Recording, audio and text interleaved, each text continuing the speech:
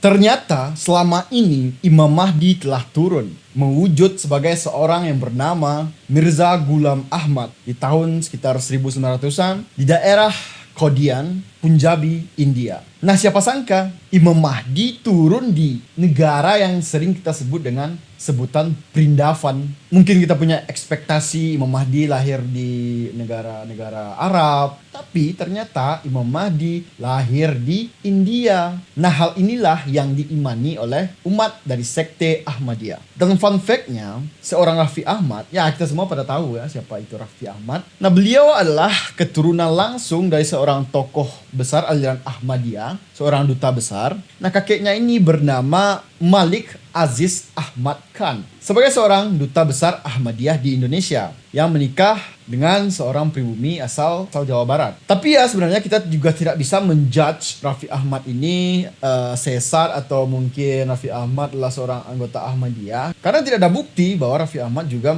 mengikuti aliran Ahmadiyah. Nah, kalian juga ya jangan asal tuduh beliau, jangan asal fitnah karena kita tidak bisa menilai seorang, menjudge seorang hanya dari garis keturunan mereka. Bahkan seorang penjahat pun belum tentu keturunan penjahat itu menjadi penjahat juga. Bisa jadi keturunan penjahat menjadi seorang yang lebih baik daripada kita semua. Keturunan orang baik, keturunan ustadz, ulama juga tidak 100% akan mengikuti orang tuanya. Bisa jadi anak durhaka, anak yang bermaksiat lahir dari orang tua yang alim, yang soleh. Jadi garis keturunan bukanlah sebuah hal yang dapat dijadikan patokan. Oke, jadi jangan asal fitnah ya. Ini hanya sebagai informasi saja bahwa Raffi Ahmad ternyata keturunan orang Ahmadiyah. Nah, jadi beberapa hari yang lalu, rakyat di Kuningan, Jawa Barat cukup digemparkan dengan berita penolakan paksa event Jalsa Salanah yang telah dibatalkan secara paksa oleh Pemkab Kuningan bersama dengan masyarakat di sana dengan alasan keamanan dan kondusivitas di wilayah Kuningan, Jawa Barat. Nah, perseteruan antara warga Ahmadiyah dengan warga sekitar di Indonesia ini sebenarnya sudah sering terjadi di beberapa daerah awal abad 20-an ini. Ya, tepatnya waktu itu pada sekitar tahun 2011-an di Cikesik, Banten terjadi pertengkaran antara masa Banten dengan umat Ahmadiyah yang menelan korban jiwa saat itu, serta rumah-rumah anggota Ahmadiyah dibakar, masjid-masjidnya juga dihancurkan, dibakar, diporak-porandakan. Dan kemudian tahun 2018-an, beberapa tahun yang lalu, Ahmadiyah juga mengalami persekusi yang cukup serius di daerah Nusa Tenggara Barat. Nah, polemik yang selalu menghantui Ahmadiyah ini tentu membuat kita bertanya-tanya, mengapa anggota atau sekte Ahmadiyah selalu dipersekusi, selalu berbenturan dengan rakyat, selalu clash antara Ahmadiyah dengan warga setempat. Dan apakah kita dapat mengatakan bahwa Ahmadiyah ini adalah sebuah sekte yang sesat atau tidak? Mari kita bahas.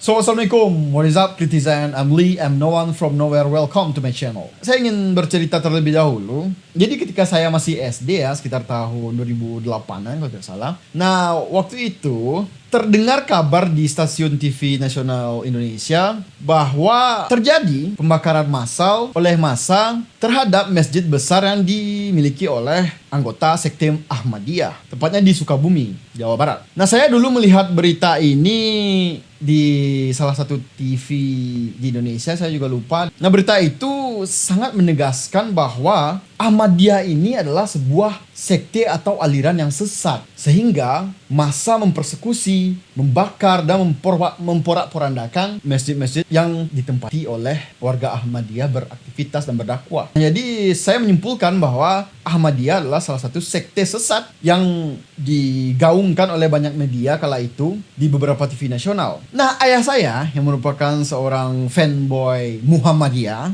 bukan Ahmadiyah ya, Muhammadiyah. Walaupun bukan seorang warga aktif, warga tetap, tapi dalam hal akidah, ayah saya ini lebih condong ya ke Muhammadiyah. Beliau tidak mengamalkan bid'ah-bid'ah, beliau tidak tidak mempercayai cerita-cerita khurafat, dan juga beliau sangat memerangi TBC dan pengultusan terhadap suatu ulama atau suatu ustaz-ustaz tertentu. Ya, saya seorang egaliter lah dalam beragama. Nah, sebagai seorang anak SD yang masih bodoh, saya menganggap Ahmadiyah itu sama dengan Muhammadiyah.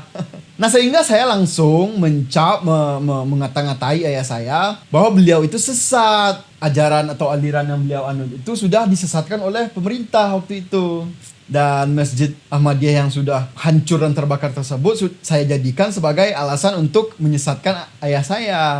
Dan saya langsung mencap ayah saya sebagai seorang yang kafir karena telah ikut-ikutan menjadi umat dari sekte sesat Ahmadiyah. Ya, saat itu ayah saya hanya tertawa saja melihat kelakuan anak bodoh yang masih belum bisa membedakan antara Ahmadiyah dengan Muhammadiyah. Kemudian ayah saya menjelaskan bahwa sebenarnya Muhammadiyah hanyalah sebuah organisasi masyarakat Islam terbesar kedua di Indonesia. Tidak mungkin Kiai Haji Ahmad Dahlan dan Buya Hamka adalah tokoh-tokoh yang sesat. Nah, kemudian ayah saya menjelaskan bahwa yang sesat itu adalah Ahmadiyah. Kenapa sesat? Karena Ahmadiyah mempercayai atau umat Ahmadiyah mempercayai bahwa telah turunnya Imam Mahdi di India yang bernama Mirza Ghulam Ahmad di tahun 1900-an. Sehingga ini cukup menyimpang dari ajaran Islam yang selama ini kita anut. Seperti itu. Seperti itulah ayah saya dahulunya menjelaskan kepada saya perbedaan antara Muhammadiyah dan Ahmadiyah. Nah, berdasarkan pengalaman saya ini, tentunya bisa kita jadikan sebagai panduan untuk agar bisa membedakan antara Ahmadiyah dan Muhammadiyah. Terkhususnya kita-kita yang agak jauh lah dari pemahaman-pemahaman agama, dari general knowledge yang hanya sering scroll TikTok, sering melihat video-video yang tidak bersifat pengetahuan dan mungkin tidak terliterasi dengan baik dan sulit membedakan antara Muhammadiyah dan Ahmadiyah seperti saya yang waktu itu masih SD. Di sekarang Anda semua sudah tahu kan apa itu Ahmadiyah dan Muhammadiyah. Jadi jangan pernah Anda sesatkan Muhammadiyah karena Muhammadiyah hanyalah sebuah ormas Islam terbesar kedua di Indonesia dengan style yang modernis dalam berdakwah. Oke, sedangkan kita akan membahas Ahmadiyah hari ini secara tuntas dan lengkap. Nah, jadi sebelum kita memfatwakan bahwa apakah Ahmadiyah ini sesat atau apakah Ahmadiyah ini kafir atau sebagainya, kita harus tahu dulu bagaimana sejarah dari Ahmadiyah, bagaimana latar belakang Ahmadiyah, bagaimana perjuangan Ahmadiyah dalam memperjuangkan doktrin-doktrin di agama mereka, di sekte mereka. Jadi apa itu Ahmadiyah? Ahmadiyah adalah sebuah sekte yang didirikan oleh seorang Mirza Ghulam Ahmad. Jadi di akhir abad 18 ada seorang warga India yang berprofesi sebagai seorang penulis, sebagai seorang ulama, dan sebagai seorang pembaharu Islam. Nah, beliau mengklaim bahwa dirinya mendapatkan wahyu dan mukjizat dari Allah Subhanahu wa taala sebagai seorang nabi atau Imam Mahdi untuk memperbaharui ajaran Islam yang menurut beliau saat itu sedang mengalami kemunduran, dan katanya beliau ingin membalikan lagi ajaran Islam ke kemurnian yang telah hilang beberapa abad yang lalu. Itu menurut beliau. Nah, tak berhenti di situ, proses klaim kenabian Mirza Ghulam ini mendapat banyak pertentangan dari beberapa pihak, termasuk ulama-ulama besar yang ada di India saat itu. Bahkan sebagian dari ulama Islam di India mengancam Pak Mirza ini akan dihilangkan nyawanya dan dianggap sesat karena telah mengklaim diri beliau adalah seorang nabi atau Imam Mahdi. Nah, tak hanya mengklaim bahwa diri beliau sendiri adalah Imam Mahdi, beliau juga mengklaim bahwa Yesus atau Nabi Isa itu masih hidup ketika disalib. Jadi ketika penyaliban itu terjadi, ternyata Yesus atau Nabi Isa tidak meninggal. Beliau hanya mati suri. Nah, itu menurut Pak Mirza Ghulam. Nah, jadi setelah sadar dari penyaliban dengan tubuh yang penuh luka tusukan, Yesus atau Nabi Isa kabur melarikan diri ke daerah Kashmir, India. Kemudian beliau meninggal di sana. Jadi Mirza Ghulam ini juga membuatkan sebuah makam untuk Nabi Isa atau Yesus di Kashmir, India. Ya, cerita ini mungkin agak sedikit kurang masuk di akal karena daerah tempat Yesus disalib dengan Kashmir, India itu cukup jauh jaraknya, dan yang ngapain juga Nabi Isa pergi kabur ke India. Ya, yang jelas hal ini tentu saja tidak bisa dipertanggungjawabkan sepenuhnya karena sebuah klaim semata dari Pak Mirza Ghulam Ahmad ini. Nah, ini berarti bukan hanya umat Islam sendiri yang ditargetkan oleh Pak Mirza Ghulam Ahmad ini, namun umat Kristen pun yang mungkin saat itu sedang mengalami kemiskinan di daerah India juga dijadikan target market untuk bergabung pada ajaran atau aliran Ahmadiyah ini. Nah, hal ini kan sudah jelas bertolak belakang dengan apa yang kita umat Muslim yakini di Indonesia ini. Bahwa yang seperti yang kita yakini, Nabi Isa ruhnya diangkat oleh Allah ke aras atau langit, sedangkan jasadnya memang sudah meninggal. Dan nantinya Nabi Isa akan diturunkan lagi menjelang hari kiamat nanti dan berkolaborasi, bergabung dengan Imam Mahdi yang nantinya akan menjadi pemimpin kita dalam memerangi Dajjal di akhir-akhir. Nah, jadi beliau yang bukan sembarang beliau ini mengemban dua tugas sekaligus dari sosok yang berbeda. Beliau berperan sebagai Nabi Isa, sebagai Al-Masih, dan juga beliau berperan sebagai Imam Mahdi dalam memperbaharui atau memimpin umat Islam untuk mencapai kemenangan di hari akhir nanti. Itu menurut beliau saat itu. Nah, jadi roh Isa Al-Masih atau roh Nabi Isa serta roh dari Imam Mahdi itu berbaur menjadi satu di dalam jiwa Pak Mirza Ghulam Ahmad ini. Itu yang beliau yakini. Bersinkronasi menjadi seorang sosok Mirza Ghulam Ahmad. Nah, jadi inilah sebenarnya inti akidah dari jemaah Ahmadiyah. Ya, selebihnya hampir sama ya dengan ajaran Islam seperti yang kita imani di Indonesia atau di dunia ini, mayoritas. Ya, mereka juga mengimani rukun iman, mereka juga mengimani rukun Islam, mereka juga melakukan sholat, mempercayai Al-Quran sebagai kitab suci utama, mereka juga mempercayai konsep dosa dan konsep pahala seperti yang kita imani, dan juga mereka mencintai Ahlul Bait. Kemudian juga pastinya mereka juga bertauhid, bersaksi tiada Tuhan selain Allah. Ya, sebenarnya sama saja ya dengan ajaran Islam pada umumnya. Nah, sekarang pertanyaannya, menurut agama Islam, Imam Mahdi dan Al-Masih atau Nabi Isa itu turun ketika Dajjal, oke? Sudah datang nanti di hari kiamat, di menjelang hari kiamat, oke? Sedangkan Mirza Ghulam Ahmad turun jauh sebelum hari kiamat karena sudah 100 tahun sebelum hari kiamat beliau datang. Nah, pertanyaan saya ini sebenarnya sudah dijawab juga oleh anggota Ahmadiyah bahwa Dajjal, konsep Dajjal bagi mereka itu bukanlah sebuah sosok gaib atau sebuah sosok makhluk, namun melainkan Dajjal bagi mereka adalah sebuah simbol materialisme, simbol sekularisme, simbol ateisme, dan simbol-simbol kolonialisme yang dilakukan oleh orang Barat pada saat itu di India. Nah, bagi mereka pengaruh Barat adalah Dajjal yang nyata dan Dajjal modern yang sesungguhnya. Walaupun organisasi dengan 20 juta pengikut ini memiliki markas besar di negara Barat, yaitu di Inggris. Jika mereka mengklaim bahwa Dajjal adalah hal-hal yang diinisiasi oleh Barat, tapi malah mereka juga membangun markas besar di negara Barat. Jadi ya gimana? Well, okay, jawabannya bagus sih menurut saya. Tapi sekarang saya memberikan pertanyaan yang lain. Nah, Imam Mahdi dan Nabi Isa datang itu saat dunia akan menjelang kiamat. Sedangkan Pak Mirza Ghulam sudah mengklaim dirinya sebagai Imam Mahdi itu hampir lewat dari 1 abad yang lalu gitu. Mengapa dunia masih belum kiamat kalau beliau memang adalah Imam Mahdi? Kenapa kiamat masih belum datang-datang? Bahkan setelah mereka mengangkat khalifah pertama yang diyakini oleh para pengikut sekte Ahmadiyah adalah sebagai pemegang otoritas tertinggi dalam beragama Islam, bahkan setelah khalifah mereka berganti-ganti dari khalifah yang pertama sampai sekarang ke khalifah yang kelima, masih belum terjadi kiamat.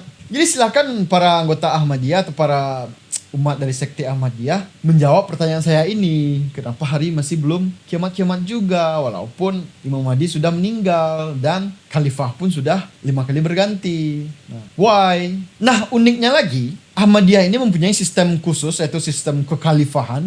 Tapi kekhalifahannya di sini bukanlah kekhalifahan yang diyakini oleh umat HTI. kekhalifahan yang diperjuangkan sebagai sistem pemerintahan dan sebagai sistem negara yang mengatur perpolitikan di suatu negara. Nah, tapi kekhalifahan yang diyakini oleh sekte Ahmadiyah adalah kekhalifahan sebagai pusat kepemimpinan tertinggi agama Islam Ahmadiyah. Dan begitu pesatnya perkembangan ajaran Ahmadiyah hingga sudah 5 kali pula khalifahnya berganti-ganti, dan juga tidak bisa dipungkiri juga sudah banyak yayasan-yayasan atas nama Ahmadiyah berdiri di seluruh kota di berbagai belahan dunia. Perkembangan pesat ini juga sebenarnya tidak luput dari bagaimana Mirza Ghulam Ahmad ini dapat mengembangkan ajaran Ahmadiyah sebegitu satsetnya dengan skill public speaking yang juga tidak bisa dinilai sebagai skill kaleng-kaleng. Dengan backgroundnya yang seorang penulis, Mirza Ghulam Ahmad ini memiliki kemampuan retorika yang sangat baik, sangat bagus dalam berdebat dengan lawan-lawan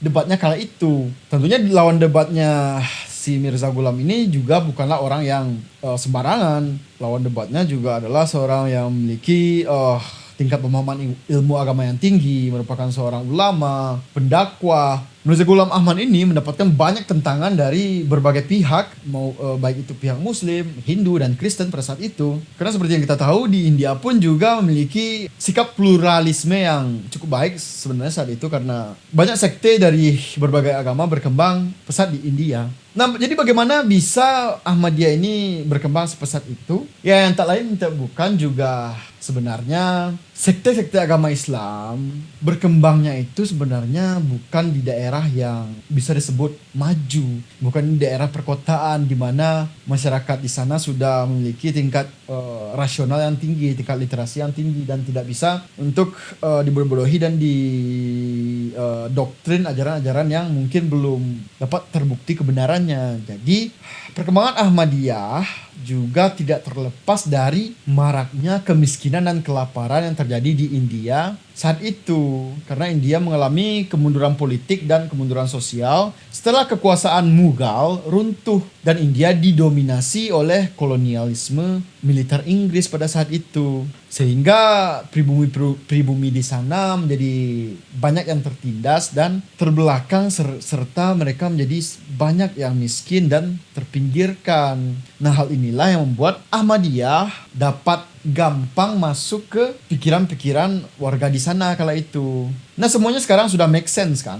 Saat masyarakat terpuruk, miskin dan terpinggirkan, lapar dan menyedihkan, biasanya sindrom Mesiah kompleks atau kepercayaan dalam mengimani bahwa akan datang sosok atau seseorang yang akan mengangkat semua penderitaan yang terjadi dalam diri kita ini suatu saat nanti itu dapat terjadi. Nah, itulah yang dinamakan dengan Mesiah kompleks. Nah, biasanya sindrom Mesiah kompleks akan muncul di saat-saat genting, di saat-saat banyak orang terpinggirkan, banyak umat yang susah. Saat itulah sindrom Mesiah kompleks ini akan muncul dan menyebar ajarannya ke seluruh seantero masyarakat yang tengah terpuruk kala itu. Sehingga hal inilah membuat masyarakat lebih mudah terdoktrin dan percaya bahwa memang Mirza Ghulam Ahmad ini adalah seorang yang diturunkan oleh Tuhan dalam menyelamatkan atau memperbaharui Islam bagi mereka di kalangan mereka pada saat itu. Nah, ditambah lagi beliau ini melakukan dakwah yang sangat merakyat dengan pendekatan dakwah yang cinta damai, inklusif, serta memberikan banyak bantuan sosial dengan solidaritas yang sangat luar biasa di antara kalangan Ahmadiyah dalam membuat yayasan-yayasan sosial, dalam membantu rakyat-rakyat miskin kala itu, memberikan bantuan sosial, bantuan ekonomi, dan bantuan pendidikan juga tak luput dari misi-misi orang Ahmadiyah ini. Nah, hal inilah juga yang membuat Ahmadiyah sangat diterima dengan besar hati pada masyarakat Indonesia di pra kemerdekaan saat itu, tepatnya di Jawa Barat, yang kala itu memang masyarakat Indonesia masih dirundung oleh kesusahan, kemiskinan, dan ketertindasan oleh kolonialisme yang sudah menjajah kita beberapa abad lamanya. Nah, misi dakwah Ahmadiyah yang bergerak lewat cara yang damai, yang toleran, lewat pendidikan, serta lewat yayasan-yayasan sosial yang peduli dengan kemanusiaan, membuat mereka dapat menyebar lebih ke 200 negara di belahan dunia ini. Mereka mendirikan banyak masjid, mendirikan banyak rumah sakit, dan mendirikan yayasan-yayasan serta sekolah-sekolah Islam. Nah, jadi itulah sejarah singkat sekte Ahmadiyah. Sekarang kembali lagi ke pertanyaan awal kita tadi, yaitu apakah Ahmadiyah ini sesat atau kafir? Nah, sebelum menjawab semua itu, sekarang umat Ahmadiyah sudah terbagi menjadi dua sekte, oke? Nah, yaitu sekte pertama adalah sekte Ahmadiyah Qadian, yaitu sekte Ahmadiyah yang masih mempercayai bahwa Mirza Ghulam Ahmad adalah nabi atau Imam Al-Mahdi yang diturunkan ke bumi untuk menyelamatkan umat manusia dan menerima wahyu dari Allah Subhanahu wa taala. Oke. Kemudian ada pula sekte Ahmadiyah Lahore. Nah, yang tidak menganggap Mirza Ghulam Ahmad ini adalah sebagai nabi atau sebagai Imam Mahdi, namun hanyalah sebagai mujadid biasa, sebagai seorang pembaharu Islam biasa atau sebagai ulama Islam biasa yang menjadi pembaharu atau pemurni ajaran Islam di kala itu bagi mereka. Ya simpelnya mereka menganggap Mirza Ghulam Ahmad ini hanyalah seorang ulama besar lah ya. Jadi dari sini kita dapat mengambil kesimpulan bahwa sekte Ahmadiyah Lahore ini ya mungkin agak sedikit jauh dari kesesatan. Jadi kita menyampingkan dulu Ahmadiyah Lahore karena sekte ini juga telah diumumkan oleh Kemenak bahwa sekte Ahmadiyah Lahore ini tidak sesat sama sekali dan sama seperti umat Islam pada umumnya. Nah, jadi bagaimana dengan Ahmadiyah Qadian? Apakah Ahmadiyah Qadian ini sesat? Apakah Ahmadiyah Qadian ini kafir? Fatwa MUI nomor 11 tahun 2005, Ahmadiyah adalah ajaran yang sesat dan dinilai sebagai penyebaran bid'ah. Sejalan dengan fatwa PBNU pun menganggap Ahmadiyah ini adalah sebuah ajaran atau sebuah aliran sekte sesat. Sedangkan pada tahun 2008, menurut SKB 3 Menteri, pemerintah melarang penyebaran Ahmadiyah dan mengatur pembatasan aktivitas atau pengajian dari Ahmadiyah ini hanya dapat dilakukan di wilayah-wilayah tertentu saja. Jadi Ahmadiyah tidak sepenuhnya dilarang, tidak sepenuhnya diklaim sesat, namun hanya sekedar dibatasi saja. Ya memang ya, ini sebenarnya sebuah polemik yang sangat rumit ya bagi sekte Ahmadiyah ini. Ya kalau menurut saya ya dibilang Islam ya susah juga karena mereka menganggap ada nabi setelah Nabi Muhammad. Padahal Nabi Muhammad sudah menjelaskan dan mewanti-wanti kepada kita bahwa tidak ada lagi nabi selain beliau. Beliau adalah nabi terakhir, nabi dan rasul terakhir. Dan ya Ahmadiyah ini juga mengklaim bahwa Mirza Ghulam Ahmad adalah Imam Mahdi yang sebenarnya belum dapat terbukti juga karena ya sudah beberapa abad tapi kiamat masih belum datang-datang juga gitu. Nah, tapi juga dibilang kafir pun atau dibilang sesat pun ya gimana ya, kita juga serba salah. Umat Ahmadiyah ini juga sebenarnya bersyahadat, mempercayai atau mengimani rukun iman dan rukun Islam, mengatakan bahwa Allah adalah Tuhan mereka dan Nabi Muhammad adalah Nabi utusan Allah. Jadi ya sebenarnya susah ya untuk memfatwa umat Ahmadiyah ini. Jadi ya sekarang sesat atau tidaknya Ahmadiyah ini ya saya kembalikan kepada kritisan-kritisan yang memiliki pemikiran kritis yang sedang menonton video ini gitu. Ya tergantung anda-anda semua. Apakah para kritisan ini menilai Ahmadiyah adalah sesat atau Ahmadiyah ya mungkin hanya berbeda alirannya dengan aliran yang kita anut. Mungkin anda juga memiliki pemikiran bahwa Ahmadiyah bukan sesat tapi adalah sebuah agama yang baru. Bisa juga anda memiliki pengertian seperti itu. Dan sebagian lagi mungkin berpikir bahwa masa sih kepada umat Kristen saja atau umat kafir saja kita bisa bertoleransi dan membiarkan umat tersebut menjalankan ibadahnya, tapi bagi aliran Islam atau sekte Islam yang memiliki aliran berbeda dengan kita tidak dapat untuk bertoleransi gitu. Jadi kan ya itu sebenarnya sekali lagi kembali lagi kepada para kritisan yang sedang menonton video ini. Jadi apakah Ahmadiyah sesat atau tidak? Anda sendiri yang menilai. Silakan subscribe channel saya, silakan berdebat, berdiskusi apakah Ahmadiyah itu sesat atau tidak di kolom komentar di bawah ini. Dan sekali lagi, I'm Lee, stay smart and keep your critical thinking sharp. Bye bye.